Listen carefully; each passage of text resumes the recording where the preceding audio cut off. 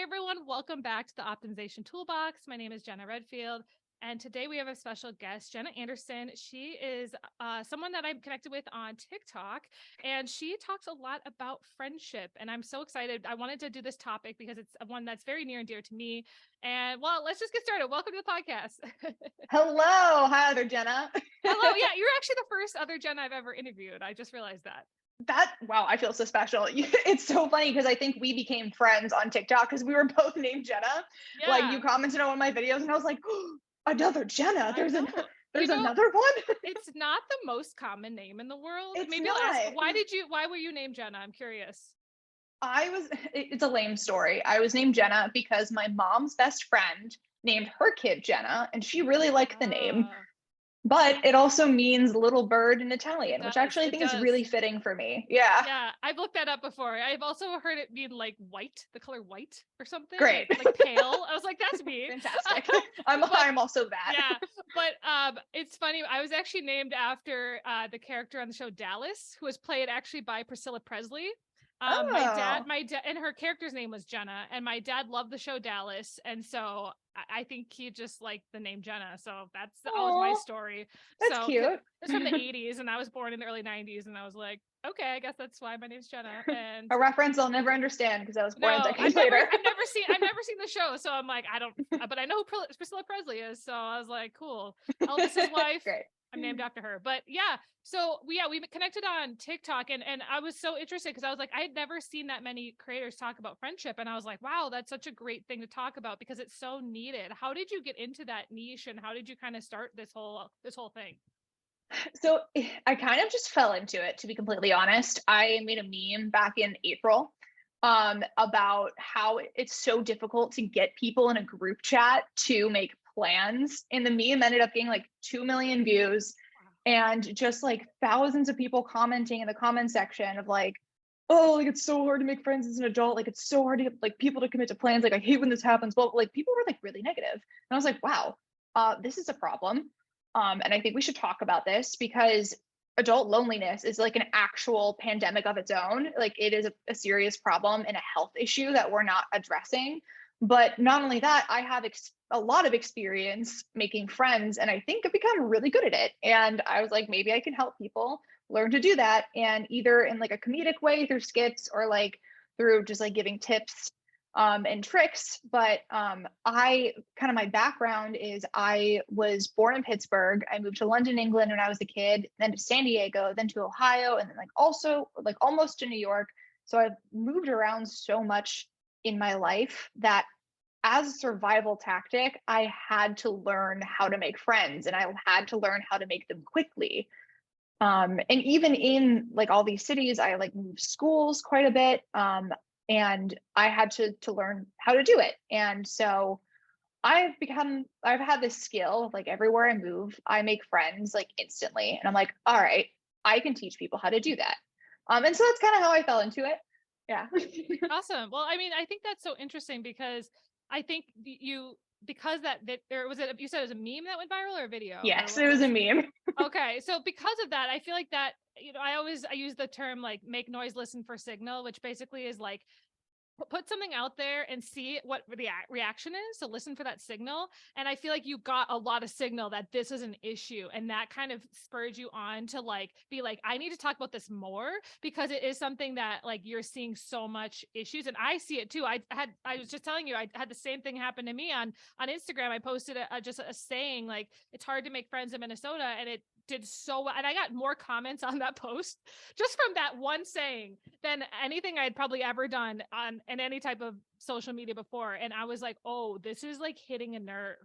And I think that it's something that we're not taught really. And I think a lot of people, I think the biggest time is after graduation of college, because it's like, either you move back to where you're from or you leave those college friends that you made, and all of a sudden you have to make adult friends. And that's actually where I found actually the best friends that I've made have been in my 20s. And it's funny because like a lot of people are like, oh, I miss like the high school college days. For me, I was 24 before I made like really good friends. And now I still to this day at 31, I'm still friends with those people. So I have been somehow able to maintain my adult friendships, but I feel like that's kind of rare. So can you kind of explain like maybe some of the stages of friendship, because I feel like we go through all these things in life, especially you're talking about when you move a lot, and how do we just handle this? Because it's just like it's like so hard to keep and maintain all these friendships. Yeah, like you bring up such a good point, and I talk about this a lot, is like after college, no one tells you how to make friends. No one tells you what community to join. No one tells you how to, ask your coworker out to hang out after work and, get to know them. Like no one tells you these things. And it's because we were given community since birth. Exactly. Yes. Like we were born into our family. Like our parents are our first friends. If you have a good relationship with them, our parents are our first friends. Then we, go to school in kindergarten, we make those friends, but we don't actually make those friends. Our parents set those up for us. And then as we go through like middle school and high school, we develop our own sense of identity and getting to know other people and how to be treated by other people and, like high school drama and all that stuff. And then we learn what kind of friends we don't want and what we do want. So we start to build those communities, but those communities are given to us. And then after college, that rope is pulled under you. Like you don't have that community anymore. It's whatever you choose. It's exactly. Some people don't immediately go into working for a full-time job or like at a company, or maybe they work for themselves. And if you do that, like you need to make sure that you have a solid community of friends to support you in whatever the hell you're doing. Because your 20s are confusing. Like you're in your 30s. Like, I'm in my 20s still, and I'm still trying to figure it out. Like I don't have it all figured out, of course. But I have friends that are supporting me in figuring out what that is and like my dreams. And so I've been able to find those communities, but it takes an active effort to do that. So like, let's say you've moved to a new city. You don't know anybody. You maybe started a new job, but it's like kind of remote or like hybrid. You don't have a baseline for anybody. And of course, like you can call your friends back at home and get their support, but you need to first like get yourself settled and figure out what your intentions are with friendship.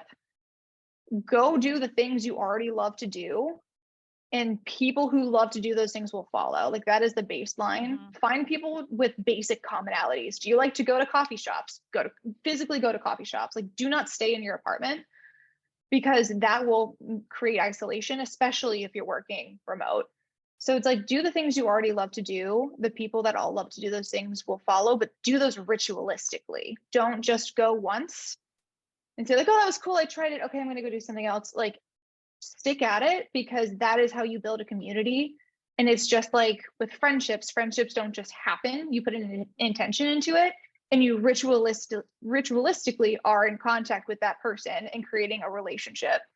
So yeah, that's such a good tip, because I think some of the friends I've made now, it took me a year of going to the same place to even meet them. Like that's this, like I literally was trying so hard, and it just eventually one day it just worked. And it's like, I don't know, like I'm so grateful that it happened, but it's like, you're right. I had to put in a ton of effort. I had to put in so much time and effort, but it paid off. So like for me, it was worth it. And I think for everyone, it's worth it. Like if you do the effort, but people always complain, like, I have no friends. I'm like, are you putting in any effort? Like, how can you like sit there and be like, it's not working? I'm like, what are you doing?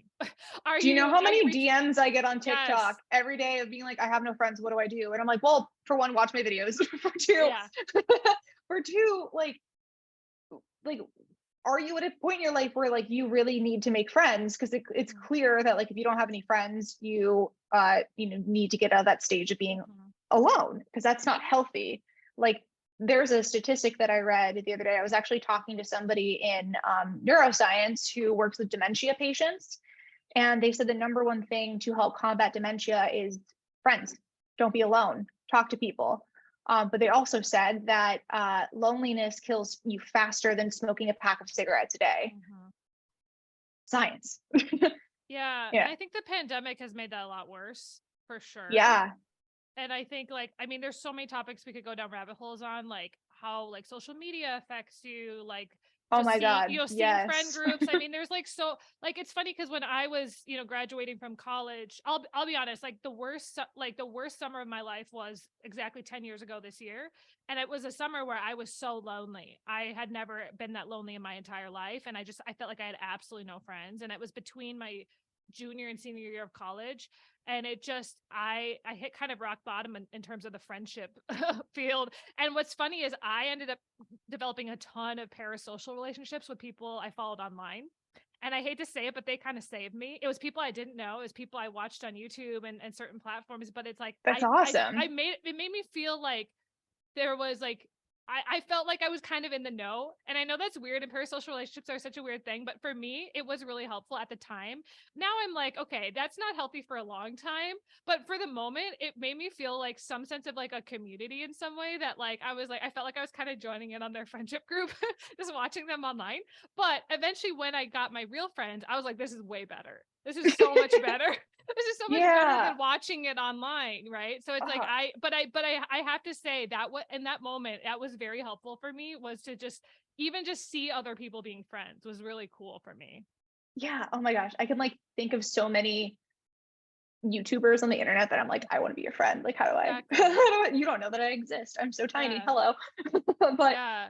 it, like, the social sense of that, I think, is really important. And like, okay, I'm going to bring up a topic that I don't think we talk enough about at all, or like, I don't think anyone is actually talking about this, but it's how we compare our friendships Mm, on the internet. Because yes. we do this subconsciously all of the time. I Mhm. do it. I'm guilty of it. Yes, I have done that before. And like, that's part of the reason why what I'm talking about is really important. Mhm. But like, for the Try Guys, for example, best group of friends, other than Love what them. happened to Ned, Yes. Yes. unfortunately. Yes. We do not have to dive into that, but that was some tea that I was so in I tune watched on. all of Zach's wedding videos, and I was like, I want to be at that wedding right now. Yes. Oh my gosh. Oh my So God. funny. But like, watching them, Hmm. I, they're like a little, they're like mid millennials. I don't know what to call them, but like, they're a little bit Hmm. older, Yeah, and they have yeah. such a close friendship. And I'm like, Hmm. oh my God, it's adorable. Like, I love how they interact with each other. Hmm. And like, we don't see enough of that on the internet. What we're seeing on the internet in terms of friendships is like big group pictures and like Hmm. all the Polaroids of parties and like Hmm. traveling with your besties and like Hmm. just the perfect the perfectness of being in either a friend group or just having a Yeah. lot of friends.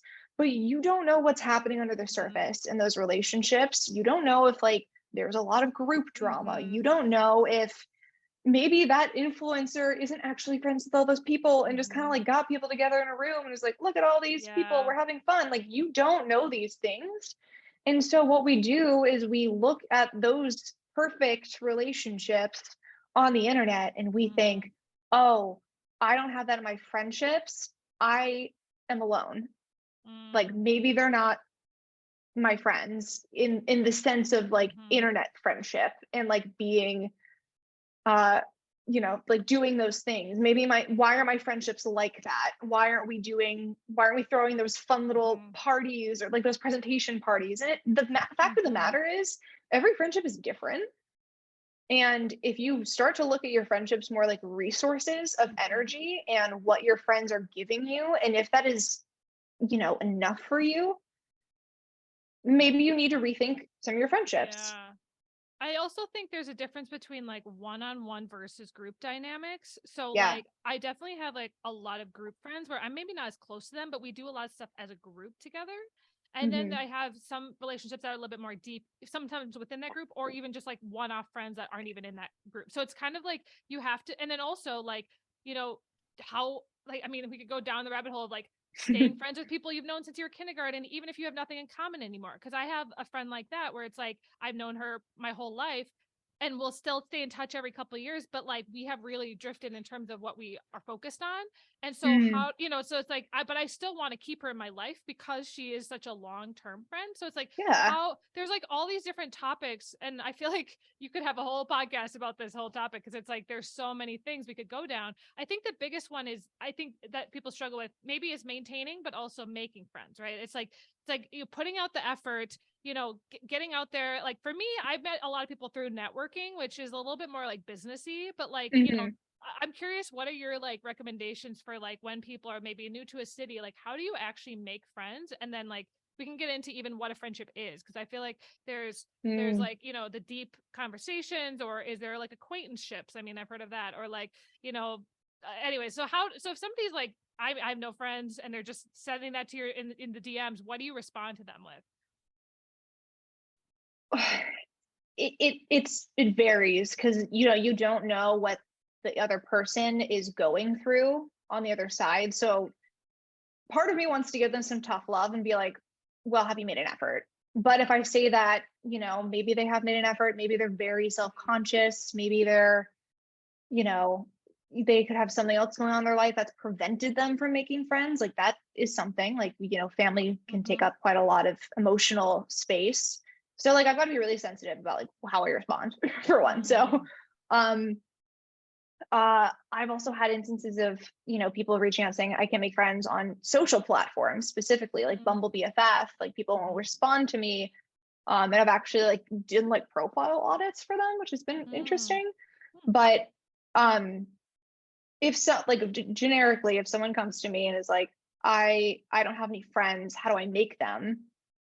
Start by identifying what kind of friendship you want, what kind of friends you're looking for, what do those people like to do, what do you like to do, befriend yourself as well. Like that is really key. I think a lot of people like when we talk about relationships and like dating, people are like, love yourself first before you can love someone else. That is the same in friendships. Befriend yourself first before you befriend other people. And it doesn't have to be that extreme. It's not like I'm doing the self-work before I like go out and make friends. Like it's not that extreme, but it's, if you're being intentional about it, if you know that you are lonely and you're starting from ground zero, you need to be intentional about what kind of friendships you're looking for, and then go find and do the activities face to face if you can with those people who want to be doing those things. So kind of like what I mentioned earlier, like if you really like rock climbing, or you maybe just want to try it, maybe you go to a rock climbing gym and go consistently for a month, maybe once a week, or go maybe more than that, and introduce yourself to people who you are seeing frequently there, because obviously that person lives there, so they're nearby and they're doing something that you also do. So that is just starting by having a commonality or forming a commonality with somebody and going from there. So like that is the basis. Taking it to that next level though, like, okay, now you're an acquaintance, because again, acquaintance isn't a friend. So just like maybe I do run into somebody at this rock climbing gym, and I've run into them like 3 times. Now I want to actually get to know this person. Let's hang out. So the next step is actually asking them to hang out with you one-on-one. So you get to know the person more intimately and outside of the space of that commonality that you have. Because like, what if, and this happens, like, what if you hang out with a person and you're like, oh no, this person's a racist? Like, oops. Like, you won't really know that until you're hanging out with them kind of one-on-one, like more intimately, because conversations with acquaintances are very surface level, unless you like to dive into things real quick, which some people do. But but you need to intentionally like ask them to hang out one-on-one outside of a group setting. And if you like that person and you're like, okay, this person, like we're on the same vibe, we have a commonality, we do something that we have something to do together, which is rock climbing. Now I've got like a buddy I can go with. Let's see if we can continue hanging out outside of just this space, and then like, hang out with them and progress the relationship. But like that is advice I would give to somebody who's like starting from scratch. And I know I kind of got more into the details of like someone who's moving, but the whole point of that is like you are being intentional about going to make friends. Like you are not just, you know, being yourself randomly at a Trader Joe's and hoping that friends will just come to you and be like, oh, that person's awesome. That does not happen. Yeah. Yeah. That's so true. And I think you're right. I think it's the effort, but also another way, like I would say that even now, another great way to do it is the internet too. Like there's Oh two, yeah. I feel like that's to me how I've met a lot of people is like on Instagram or LinkedIn, and I'll just like add somebody and then they'll start seeing my stuff, I'll start seeing their stuff, and eventually you feel like you know each other. And it's same with like TikTok. Like, you know, search your local TikTok. I know this is a weird hack. Like search your town on TikTok for like the location and see who's like making content and start following those people. Because I've actually met friends that oh my God, live in that's town. so smart. And I'm 100% going to steal that from you, but I will give you credit. But like, that's a great tip. I actually did not know you could do that. Well, if you just click on, like, if you add a location, you can click on the location and see all of the other videos that are there, just like on Instagram. But it's like TikTok people are a little bit more like actually like people that are making content for the most part. Like, like everyone has Instagram, but not everyone like posts on TikTok. So you're gonna find people that are actually like gonna probably be posting somewhat often, versus on Instagram, which people can post maybe once a, like my brother posts like once a year. Like he doesn't post much on Instagram, but like there's people, I feel like TikTok creators, they're just like people that like to make content. So I like to follow a lot of local people because I'm like, eventually I might be able to see them in town or run into them. And people actually recognize me from social media in town because I do a lot of local stuff, but like, it's just crazy, you know? So like I was at a coffee shop and somebody who I've known on LinkedIn for years who sees my videos on her feed came up to me and was like, are you Jenna? And so like, we were able to like turn that LinkedIn connection into a real connection. So I think for me, that's just what I do is I put my face out there a lot so that people like start to recognize me. And that maybe not everyone is up for that, but I do that a lot. And that has been beneficial for me where people have recognized me in public and just because I make a lot of content. So, I mean, that's amazing. That's another tip from my perspective. Yeah. I've yet to be approached in public. Yeah. You also live in a much bigger city than me, but I'm like, who's she? Oh, she's a TikTok person. Like, yeah. Thanks. I mean, eventually someday, hopefully, but that's the thing too, is like, I think that, you know, people are kind of blame social media for not having friends, but I'm like, I disagree. I think it can be both a positive and a negative thing, depending on how you use it. It depends on how you look at it and utilize it versus how, because like you were talking about that comparison game. And I've always, you know, thought about that too. There's a girl on TikTok, I'm not going to say her name, but she is super popular. She's got over like 3 million followers. And I went to high school with her. And she, like, every time I saw her videos, it would trigger me because I'm like, why aren't I like that? Why am I not at that level? Like, why aren't I as cool as her? And so it's like, for me, I was like, why? So then I had to think about it. I'm like, why is that triggering me? You know, so it's like, you kind of have to like look inward and be like, okay, why is that one? Like, no one else has triggered me, just her, because it's like, because she's from the same place as me, we're the same age, like, and she's at this level. Like, I just feel that comparison so much more harshly than someone who came from a different place, is at a different age. I'm like, there's no way to compare. I can directly compare myself to her because we were, you know. So I think for me, and maybe for you, I don't know, but like, you just have to like either figure it out for yourself, like go to therapy, you know, figure out what your issues are, get over them, and then just figure out like a way to stop that comparison game and just constantly remind yourself, hey, like, their life is different than mine, I'm different than them. Like, we don't need to compare apples to oranges, right? It's like, I think when you were talking about the comparison of friendship groups, I definitely did that when I was younger. And now I'm at a point where I'm very solid in that, so I don't compare as much. But when I was lacking, that's when I think maybe the comparison comes out. So maybe, I don't know if you agree with that. I 100% agree with you. And I've also been there too, in the sense of not only comparing my friendships, but also comparing myself. Like on social media, obviously, everyone compares themselves on social media, but we're only seeing the surface level of someone's presence and personality. Like that girl who has 3 million followers, sure, she's got that, but do we know, is she happy? Like, is she genuinely happy? Does she have like genuinely healthy relationships? Is she like, we don't know those things. And like those things, that's what I really want to know. Like, I really want to know if like people Yeah. are genuinely happy at that level. And I've also compared myself to people like that too. I actually had a friend who we used to be coworkers, and I admire her so much. She was such a hard worker, but we used to be coworkers, and I was like above her at the company. And she would come to me with like career advice and everything. And then one day she was on the side building up her social media presence and was doing really, really well at it. And so one day she decided to leave.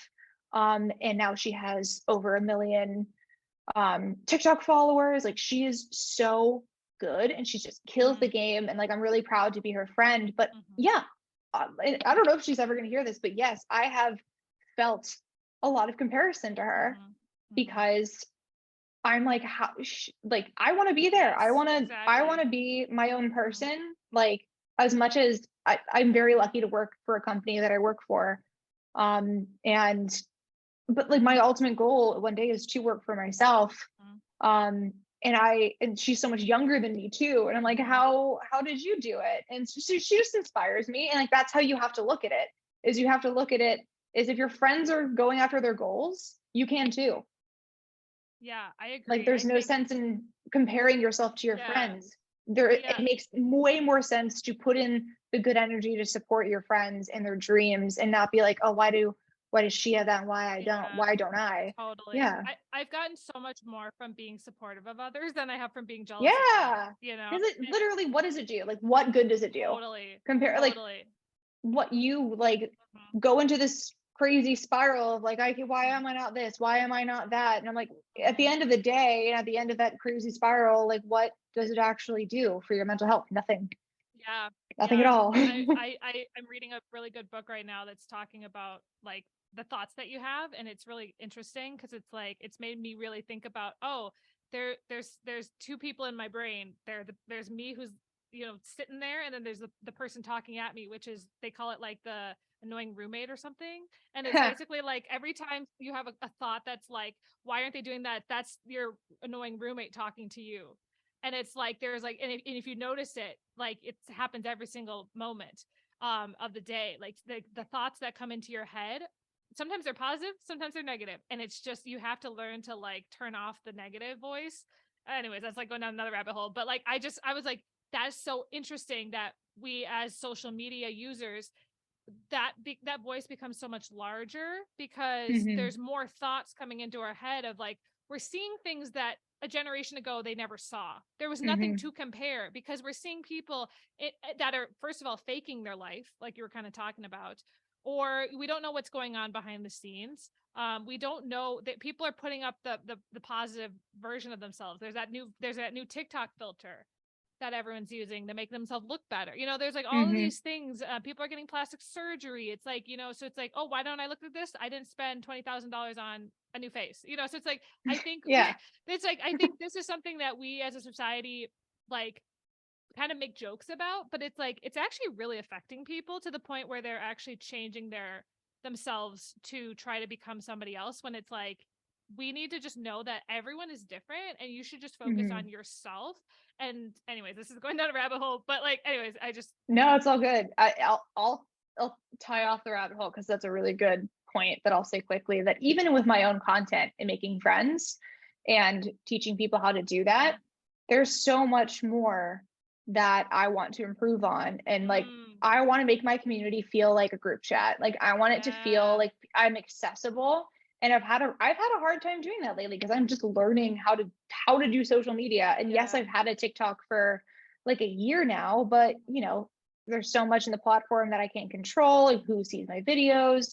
But what I can control is how I show up on the platform and how I can better be myself. And it's something that I'm constantly working on.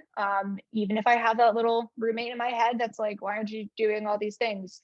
Which totally happens in this journey. So totally get that. I know you also have ADHD, and I know I've done a lot of ADHD content as well. So I know you've done a couple of videos on that. How have you been able, because I think that's my biggest struggle, is I tend to forget about people in some ways. Like I'll forget to, like, I'm just not good at keeping up with people. And I'm also okay with not talking to people for years, because then I'm like, oh, like, especially if they're not super close. Like, I like having a lot of loose connections where it's like, if I see them 4 years later, I could still have a great conversation with them, and it's like, but we're not super close, but it's like I would consider them a friend to me. Like, there's someone who, like, if I needed them, they'd be there, but like, I don't need to talk to them every day. I don't know. Yeah. That's kind of a whole nother topic, but like, I'm curious, like, what have been your struggles and maybe ways that you've kind of combated that? So, oh my God, I have so many things to say. Another ADHD thing. I'm like, oh, I gotta remember to like say everything. Yeah.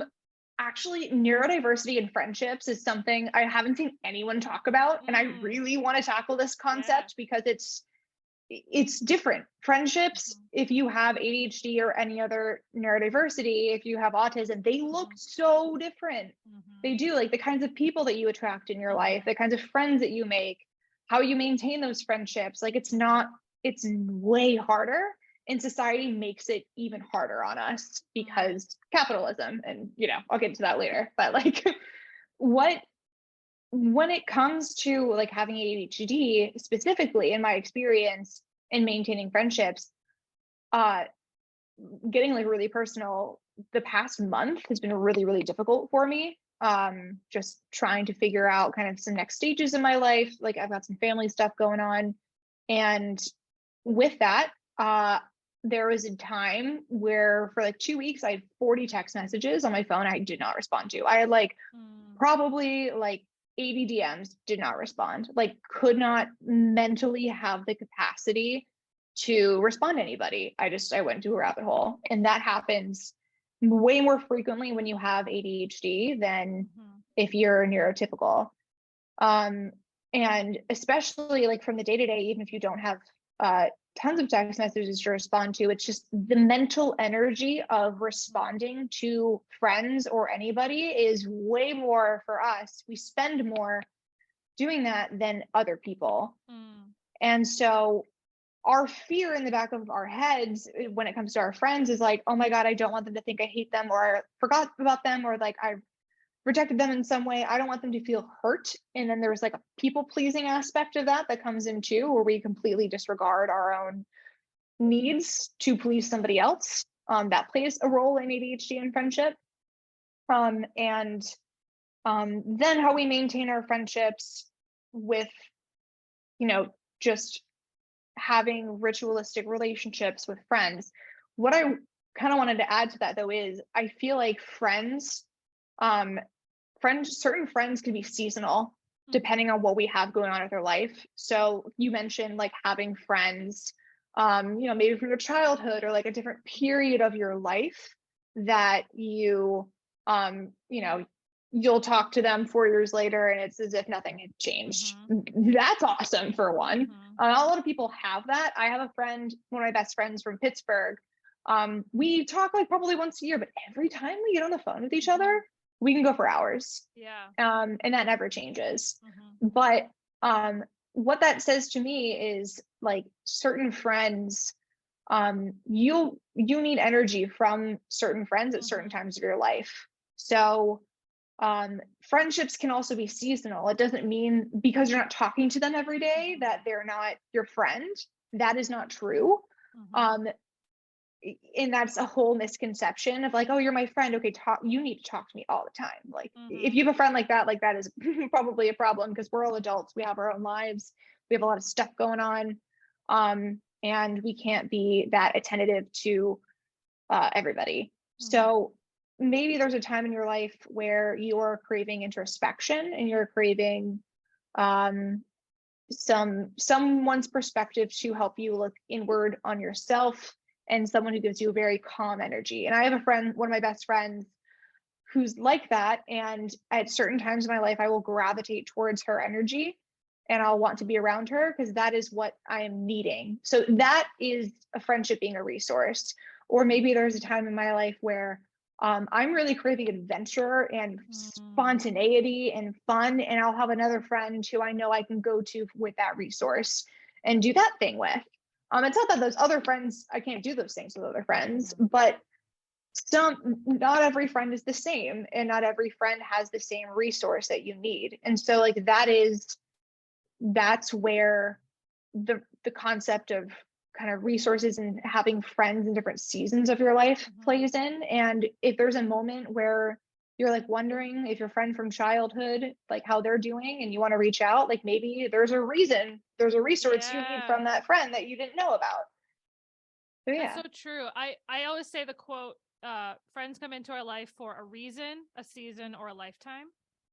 So that's Love like, that. I say that a lot. I actually have not heard that before. Yeah, it's not, I didn't make it up. I found it somewhere, but I heard that years ago and I was like, that's so true, because I look at, people, and it sounds kind of transactional, but it's like, you have friends in seasons of your life for a reason. Like there's a girl that I used to be roommates with who we don't really talk much anymore, but at that moment when we were roommates, we were very close. Now she's got a husband and a child, so it's like, and I don't, so it's like, also you change, like, life stages too, like can also change your relationships. I have a lot of friends getting married, having kids, and I'm not doing that yet. So it's like I'm at that phase where I'm like, all right, I'm still hanging out with all of my friends who aren't in that stage. So it's like, it's interesting to see that part as well. But I think you're right. Like we gravitate towards people, and we also change and grow as humans too. So you, like, the people that I used to be friends with, maybe they've changed in ways and we've just drifted, and that's okay. And I think I'm always okay with, like, friendships kind of like going on their way, because I'm like, they were great for that moment, but some people get very, like, upset when they lose a friend. I don't really. I'm like, look, if it was meant to be, it was meant to be, and I would put in more effort. But if, like, I'm just like, all right, I'm just gonna, like, let it go, and it's like, it's not like I had a disagreement with them or anything. We just kind of drifted, and I'm very much okay with that. Some people are not, but it's just like, I'm like, you know what, like, hopefully we'll see each other again someday. Like I'm very optimistic about that. It's like, maybe we'll reconnect at some point and become friends again and stay in touch. But it's like, people are busy. People have things going on, so it's like, I never and put if you pressure on think them. about it, because you sound like you're someone who's really extroverted, and like the second that we, like, hopped on this podcast, I was like, okay, there's a vibe here, like, you get it. So, like, because of that, like, think about it. If you compiled a list of every single friend you've made in your entire life, like, There's everyone, no way I could keep and you had, and the baseline, if the standard for friendship was you needed to communicate with those people every day, you'd lose your mind. That's a full-time job, if not like 5 jobs. So like the expectation of if you have someone in your life that is the standard, talk to me, that person needs to go to therapy. Like, that person needs to, maybe you should edge them towards, like, okay, why do you need me to have this kind of correspondence with you every day? That's a problem. And like, I've had a friendship like that before where it felt super, super needy, and it took away from my own life. And back then I was way more of a people pleaser. So it, like, really drained my energy. But how I worked through that was being like, I want to support you as a friend. I think you need to see someone. And they did, and they improved. And they became more self-reliant on their emotions and emotional needs. And, like, that is the thing that you do as a friend. You don't, if you truly want to be someone's friend, and this is like, ask yourself a serious question. If you truly want to be friends with someone, help them. Help them better themselves. Because if you don't truly want to be this person's friend, then let it go. It's not like you're married to them. It's not like you're dating them. It's a little different. The commitment is different in a friendship rather than a relationship. Let it go. It's okay.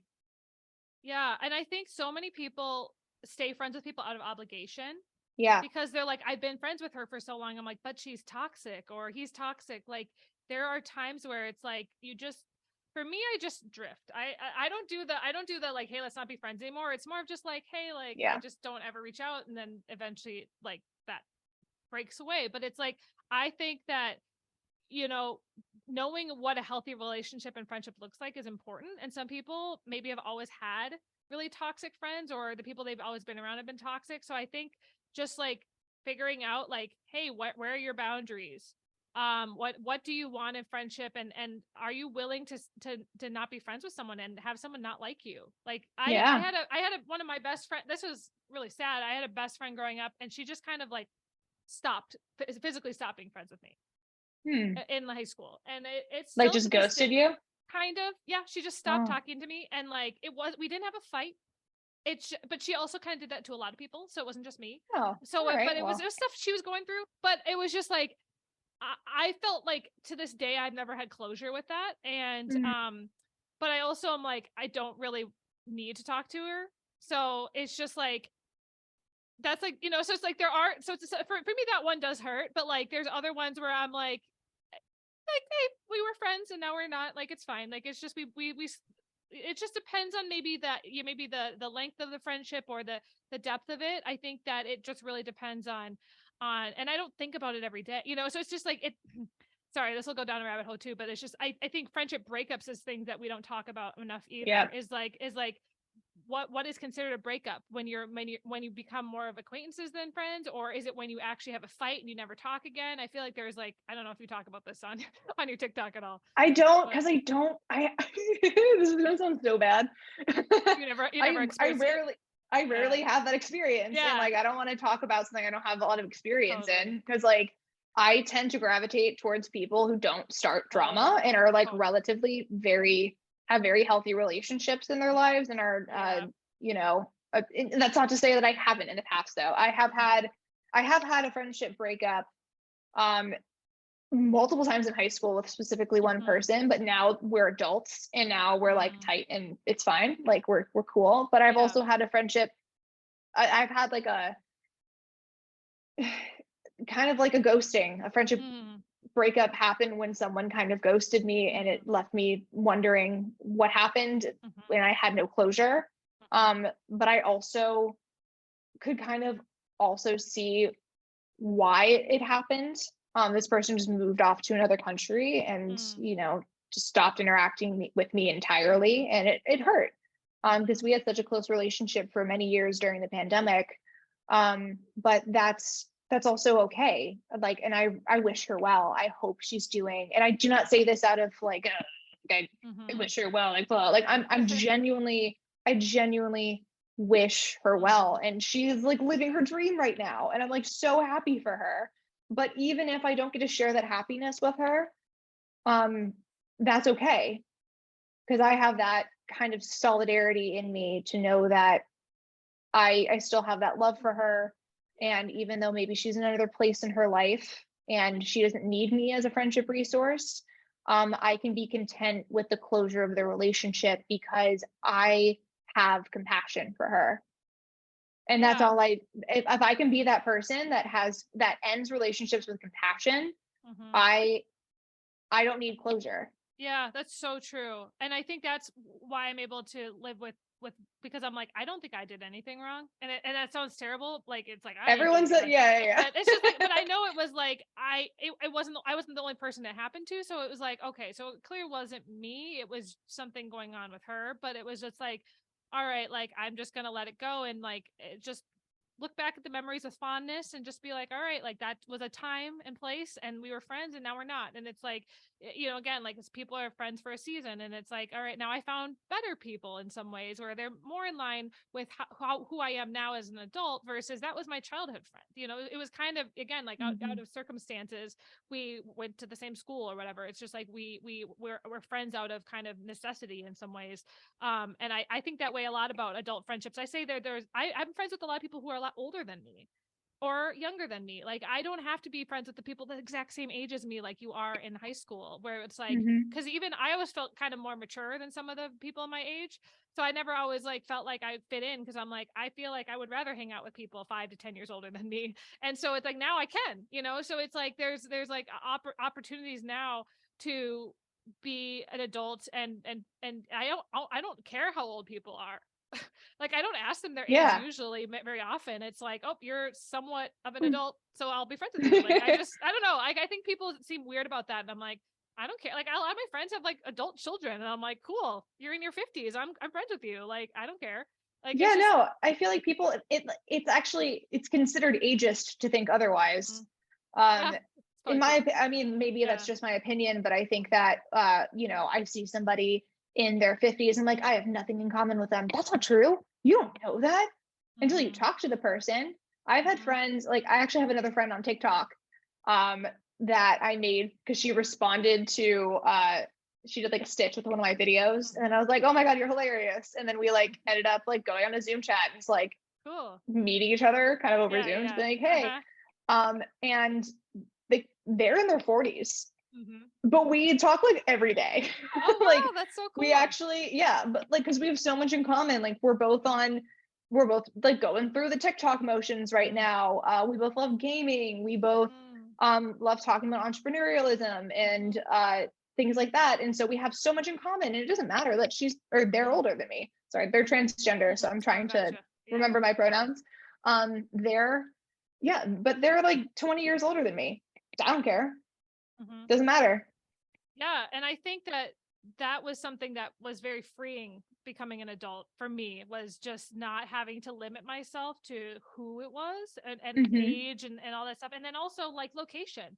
Like I can make friends. One of my really close friends, I've never met her in real life, but we've been friends for almost 10 years online, and she lives in Texas. Oh my God. And we met on like Facebook/Twitter. And like, I still to this day will like her stuff. We've Zoomed before. She's been on the podcast. Like she's like me, but in Texas, like is what I always say. Like we're very similar, similar ages. So it's like, I've always wanted to meet her in real life, but I've never have. And it's like and that friendship has lasted longer than some of the people I've met in real life. So it's like, there are so many ways that you can build strong relationships with people and cheer them on from afar. Cause it's like, again, we've never actually met in person. And yet I feel closer to her than people that I went to high school with, Jenna, you need to go to Texas. I know. We need that TikTok video of you guys meeting for the first time. That is what we need. I know. I should definitely go. That's so cute. That's so funny. Yeah. I definitely it's been on my bucket list to meet her. And it's funny because there were people like that where I had friends, but she's the only one that's like lasted since the beginning of my internet time. But it's just so funny to me that like I'm in these Facebook groups with people that I feel like I've met but haven't. Like there are people, like I have very strong relationships with people I've met on the internet. And I think that, especially on TikTok, I feel like TikTok, for some reason, I feel so close to the people that I've never met before. Same. And again, maybe parasocial, but like, at least in this case, they know who I am too. Right. So it's kind of like it's like a mutual, like watching of each other, I guess. Or even people I've had on the podcast that I've interviewed, that it's like, they are people that I reached out to for a reason, because it's like I like their content and they said yes, and then they start to get to know me. So it's like I do think that online relationships can be very strong, and I think that people are scared to do it, but it's like, hey, like it's like you probably have more in common with that person than maybe somebody that lives next door to you because you have similar interests. I don't know what your thoughts are on how you make friends online. Well, like, remember that social media starts with being social. Totally. Totally. When we think social media, we think of sharing our lives, and that is us being social, but that's not what its original intention was. It was to connect. Like we think all the way back to Facebook, and I work in app development full time. That's my 9 to 5, and I work in software. So I work with people who are trying to build social media apps and like social apps in general. And so when we think about social media, the like birth of it was probably before Facebook a little bit, arguably, but like with Facebook, it was like trying to see who was on your Harvard campus to date people. But then people grew that into like getting to know each other and like making profiles and like making friends through Facebook. And like you can definitely still do that, but it starts with the social concept. And then Instagram entered, and now it became sharing your life, and like that was social. But again, like if you just are someone who shares on social media without engaging with people, then you're just screaming into a void.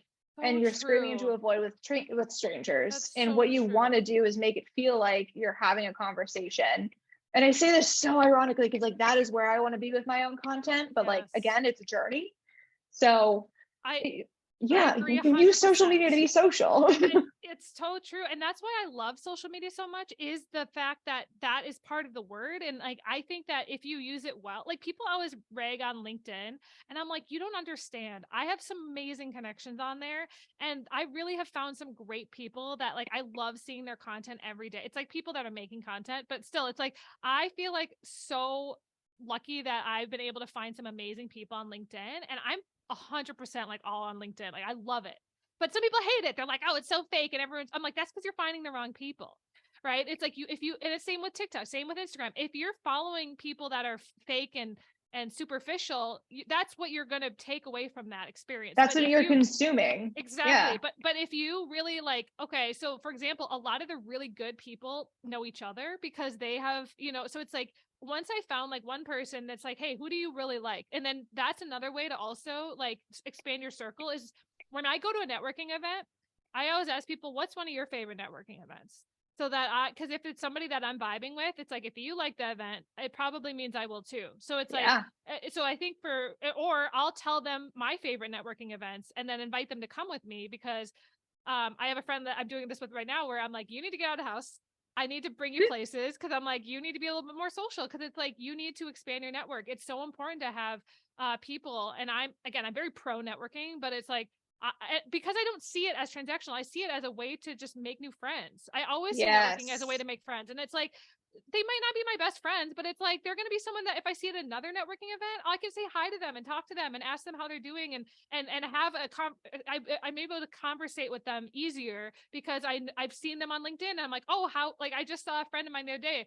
I know she's going through a divorce right now. So I was asking her about that. I was like, how's it been going? Like I was actually like, I knew that was happening. So I was able to bring it up in a way that wasn't like, how's your husband? It's like, oh, they're not married anymore. But because I knew from Facebook, like so I'm saying, so it's like, I feel like there's like ways that you can use social media to be intentional about leaving comments, messaging people, like really making it social in that perspective. I love it when people comment on my posts because it makes me feel like they're actually seeing what I'm doing and messaging me, responding to my stories, and so I need to like always remind myself to do the same thing to others because it's like they're going to reciprocate it back eventually. But it's like I need to also like people's posts, comment, make response videos. I mean, there's a million ways and that's a great way to make friends too, is just engaging, Like the hidden secret with making friends on TikTok, it's actually way easier than people think it is. Go into a video of a creator who's talking about a topic that interests you, read the comments, respond to comments, talk to people who have the same perspective as you, start a conversation. And this happens all the time in my own video comments of people doing this. And they're like, oh, you like that too? Like, let's be friends. I just DM'd you. And then there's just like me with like the crying emoji, like, oh my God, it's so beautiful. They made friends. But that's amazing. It's just don't overthink it. Really just don't overthink it and just comment and start a conversation with random people and see where that goes and like take that offline if you can. Totally. And I think Zoom is a great way if you don't live in the same town to just let's do a Zoom call. I call it like a virtual coffee chat because it's like, it's like, hey, like we could always be like, I actually, as I'm thinking right now, there's a girl on TikTok I really like, we like DM all the time. I've never Zoomed with her. I should, like, I'm just now thinking about it. I was like, I should we message a lot and we both like the same books and we both make book TikToks. And so I'm like, I should reach out and just have her, maybe I'll have her on the podcast, but it's just like another thing that's crazy is I put on a ton of networking events myself over the years and people have met their best friends at my events. But it's funny because I don't find out until years later because there's one I did like 2 months before the pandemic started.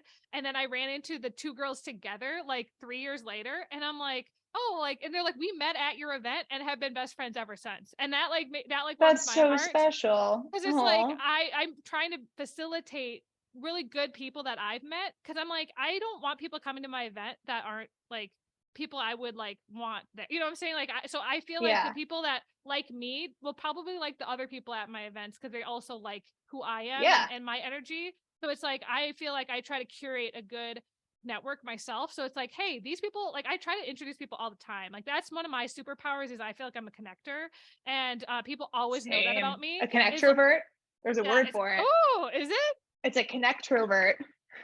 Oh my gosh, I have to start using that on like. I'm absolutely one of those people. That's so cool. Well, it's so funny because I'm like now I'm like thinking about people I can connect you with because I'm like, oh, there's so many people like that. I love meeting people. Yeah, and like I'll send you some of my favorite TikTok people to follow because I'm like some of these people I've actually met in real life, and it's like I find that like I'm all about sharing the resources and not just like taking them for myself and being like, oh, you can't be friends with this person. I'm friends with, like, I'm like, hey, this is a like really weirdly cool possessive. Person. Yeah. Like, I'm like, why wouldn't I want that for a friend? And I think Gosh, I feel like we could talk forever. I know I should start closing up the podcast, but maybe we'll have to do part 2. But Down. Yeah, well, well, thank you so much for coming on today. How do we find you on TikTok and all the places so that people can You follow can you? find me on all the places at my friend Jenna.